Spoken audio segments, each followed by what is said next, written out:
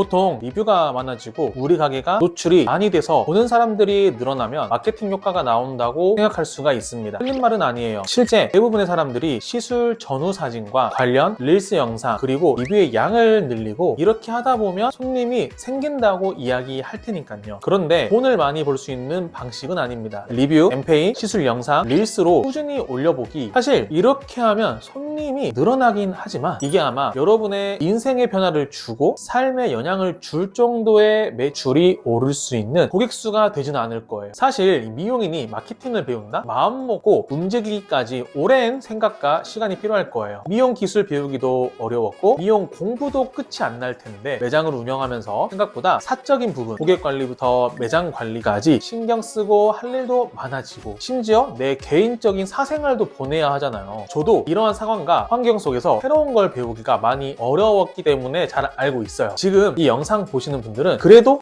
진짜 최소 빠르게 월 100만 원에서 200만 원 이상의 매출은 늘었으면 할 거예요. 마케팅을 통해 3개월 혹은 6개월 안에 그래도 이용하면서 최종적으로 1000만 원에서 1500 매출 이런 것까지 하고 싶으실 거예요. 저도 이런 목적을 가지고 블로그 꾸준히 써보고 인스타에 게시물을 올려보고 고객님께 맨날 리뷰 요청도 해봤어요. 실제 고객도 늘어났죠. 정말 조금이에요. 늘긴 느는데 오히려 그게 희망봉이 되더라고요. 월 매출 1000만 원 찍고 고객 수가 꾸준히 올라가고 그래도 한 달 100만 원씩 늘어나고 이게 안 되더라고요. 고객이 생겨도 대부분 펌, 염색, 기술적인 신기보다는 커트, 뿌여, 객단가가 낮은 고객님들이 대부분이었어요. 그런데 이런 현상을 저만 느낀 게 아니 정말 많은 원장님들, 미용인 분들이 느끼고 있고 지금도 느끼고 있을 거예요. 그래서 이걸 극복하기 위해 제가 어떻게 했냐, 마케팅 교육만 2천만 원 써봤거든요. 처음에는 교육을 비싼 걸 들으니까 확실히 몰랐던 정보를 빠르게 얻게 돼서 변화가 생길 거야 생각했지만 미용실에 최적화된 마케팅 전문이 아니어서 내가 비싼 돈을 주고 배웠던 기술도 저한테 다시 적용을 하려고 하니까 되게 힘들더라고요. 그래서 이걸 저한테 써보고 저와 같은 지역에 있으면서 힘들어하는 다른 주변 미용인들께 도와주고 다른 지역 수도권까지 다 맞는지 테스트하는 과정까지 다 해보는데 많은 시행착오가 있었어요. 저도 처음에는 이 미용인 분들이 하는 마케팅 교육을 들었지만 결국에는 꾸준히 1일 1피드 하세요. 내가 잘하는 거 하나 정해서 꾸준하게 올리세요. 그리고 그걸 올리는데 엄청 힘든데 자기들이 그거 힘든 걸 하기 위해 어떤 것들을 했는지 이런 이야기를 듣고 왔어요. 즉 기승전 노출에만 신경을 쓰는 거였어요. 여기서 노출이 뭔지 모르시는 분들도 있을 텐데 사람들이 검색하는 곳에서 우리가 보여지는 거, 우리 매장이 블로그나 플레이스, 인스타에 노출되는 거, 혹은 사람들이 핸드폰으로 릴스 하잖아요. 누워서도 하고 집에서도 하고 카페에서도 하고 걸으면서도 해요. 이때 우연히 그 사람의 핸드폰 속에 내 시술 영상이 나오는 거, 이거를 노출이라고 하는 거죠. 근데 노출보다 더 중요한 게 있더라고요. 이걸 모르니까 손님이 안 오는 거였어요. 포인트에 대해서 이야기 드릴 건데요. 그 포인트는 바로 컨텐츠를 통한 설득 포인트예요. 핸드폰으로 그 네이버에 땡땡동 미용실 검색하는 사람은 미용실에 방문하고 싶은 사람이에요. 하지만 대부분의 소비자들이 아무 미용실에 가서 머리를 맡기고 싶지 않아요. 우리가 10,000원짜리 김치찌개 먹어도 사실 아무 데나 가고 싶지는 않잖아요. 이왕이면 맛있는 곳 가고 싶어서 꼼꼼하게 찾는 것과 같죠. 여기서 노출이 해주는 역할은 사람이 클릭해서 우리 매장을 볼 수 있게 하는 용도일 뿐이지 방문까지 책임을 지는 건 아니에요. 우리가 알아야 하는 건 여러분, 사람들이 방문을 하게 만드는 마케팅에서 결정적인 요소가 무엇이냐, 이 효과를 만드는 게 바로 설득 포인트라는 거예요. 오늘날 사람들은 컨텐츠를 통해 새로운 정보, 장소를 습득하고 신뢰를 얻어가고 있어요. 여러분이 핸드폰 하다가 우연히 내 인스타에 그 처음 보지만 되게 좋아 보이는 여행 장소에 대한 정보를 얻게 되고 관심이 생겨서 거기에 댓글을 달아보고 정보를 얻고 네이버에 검색해서 디테일하게 찾아보고 방문을 할까 말까 고민해보다가 방문을 하거나 방문을 하지 않는 거가 같은 거예요. 여기서 마케팅을 잘하기 위해서는 바로 사람들의 심리를 파악해서 그들이 원하는 니즈가 우리한테 있으며 우리가 다른 곳보다 더 나은 선택지라는 이야기를 컨텐츠에 녹여서 노출시키고 도달시키고 사람들을 설득하게 컨텐츠를 제작하는 마케팅이에요. 우리 미용실에서 하는 일반적인 마케팅과는 깊이에 대한 큰 차이가 있어요. 굳이 이렇게 해야 되나? 라고 저도 옛날에 생각해 본 적이 있거든요. 이런 걸 적용하기 어려우니까 안 하면서 노출만 늘어나도 되지 않을까 생각을 한 적이 있단 말이에요. 그런데 정말 놀라운 건 여러분, 설득 포인트가 컨텐츠에 없는 상황에서 노출량이 늘어나기만 해도 효과가 생기는 방법이 있었다는 건데, 그건 바로 우리가 누구나 아는 프랜차이즈 매장들, 즉 이미 이름으로 신뢰도를 쌓아가고 모르는 일반 소비자가 봐도 여기는 머리 잘하는 곳인가 본데 규모, 디자이너의 수, 인테리어, 리뷰의 양, 그리고 기본적으로 릴스가 많이 깔려있는 미용실들은 노출량만 늘어나도 객단가가 높은 전환이 가능했어요. 그런데 이건 여러분 어떤 힘이냐? 바로 규모의 힘이에요. 큰 매장들, 규모로 이런 이런 결과를 만들기 위해서는 결국 자본과 인력이 필요한데 일반 미용인들이 이거 따라할 수 있냐? 일반 미용인들이 따라하기는 어려워요. 그런데 대부분의 미용실과 미용인이 규모가 있는 매장의 미용실이 왜 노출량을 늘리는 마케팅에 신경을 쓰고 있고 이게 왜 효과가 있는지 이유를 모르고 무작정 따라하니까 일반 개인이 따라했을 때 그만큼의 퍼포먼스가 안 나오는 거예요. 그러다 보니까 나는 하고 있는 것 같은데 성과가 안 나오고 제자리 걸음을 계속 빙빙 돌고 있는 느낌이 나고 결국에는 이 모델의 얼굴의 차이, 나의 외적 노출이 작아서라고 느끼는 경우가 많습니다. 하지만 인스타그램을 잘 찾아보면 2026년 2월인 지금도 고객님들의 얼굴을 모자이크 처리하면서 릴스를 올려도 일반 사람들이 댓글을 달고 가격이 얼마냐고 방문하고 싶다고 남기고 예약을 하시는 사람들이 있어요. 그리고 그런 미용실도 꽤 많이 보입니다. 어찌되었든 우리는 오프라인 사업을 하고 있어요. 오프라인에서 보여지는 홍보의 요소들, 인력, 규모, 인테리어, 서비스, 브랜드 네이밍 이걸 개인이 단순 포트폴리오와 상위 노출로 찍어 누르는 건 어려워요. 그러니 이 컨텐츠를 통해 소비자를 설득시킬 수 있는 기술이 필요합니다. 나의 가치가 아직은 낮으니까 컨텐츠 가치로 승부를 봐야 되는 거죠. 이거를 컨텐츠 마케팅이라 부르는데 마케팅 기법은 우리 미용 업계에서 아직 생소하고 모르는 거지 다른 업계 여러분 컨텐츠를 통해 소비자를 설득시키고 이 구조가 중요하다는 건 너무 잘 알고 있어요. 미용실에서도 그러한 방식을 쓰시는 분들이 있는데요. 그렇게 소비자를 설득시키는 방식의 매장과 일반적인 미용실에서 하는 마케팅의 차이는요. 사진을 보면 알 수 있습니다. 왼쪽과 오른쪽 사진은 제가 인스타에 떠도는 게시물 중 아무거나 가져와 봤는데요. 왼쪽과 오른쪽의 글을 한번 읽어보면 여러분 답을 알 수 있을 거예요. 왼쪽의 글을 보면 컨텐츠가 잘 짜여져 있어요. 글도 잘 읽어지고 이 사람은 사람들이 공감되게 컨텐츠를 기획하는 방법을 알고 있는 것 같지 않으세요? 그리고 이 오른쪽도 마찬가지예요. 여러분이 봐도 왼쪽과 오른쪽 비슷한 맥락일 거라 느끼실 거예요. 근데 여기서 차이는 뭐냐? 바로 타겟, 대상자입니다. 왼쪽은 이 공감은 되지만 미용인들이 공감이 되는 포인트로 홍보를 하고 있어요. 열심히 올리고 반응이 있었을 건데 정확한 타겟팅이 되어 있지 않은 상태에서 무작위로 마케팅을 하다 보니까 반응이 오는 패턴을 알게 모르게 감을 깨달았는데 그게 미용인들을 반응시키는 거였죠. 설득을 시킨다는 건 오른쪽의 구조예요. 여기서 우리가 흔히 알고 있고 많이 만들고 있는 방식과 비교를 해볼게요. 글을 읽어보면 안녕하세요. 저는 어디어디의 누구누구입니다. 시작을 해서 자기의 장점을 이야기하고 나열하고 있죠. 이게 대부분의 미용인이 작성하는 방식인데요. 사람은요, 여러분 잘 모르는 사람의 자기 자랑을 듣고 싶어 하지 않습니다. 여러분이 매장에서 일하는데 재료상 아저씨가 들어와서 내가 어떤 재료상에서 왔으며 신제품이 있고 이게 얼마나 소문이 좋은지 엄청 설명을 해요. 갑자기 설득시키려고 한단 말이야. 여러분은 속마음으로 와 이거 진짜 좋아 보이는데 좋다 살까? 이런 생각 안 하실 거잖아요. 아 이거 이야기 언제 끝나지? 아 빨리 거절하고 싶은데? 이런 생각 할 거란 말이에요. 한 귀로 듣고 한 귀로 흘린단 말이에요. 상대방의 말이 끝나면 결국에는 네 한번 써볼게요 라는 선의의 거짓말을 하고 그 약은 약장실 어딘지 모를 곳에 들어가서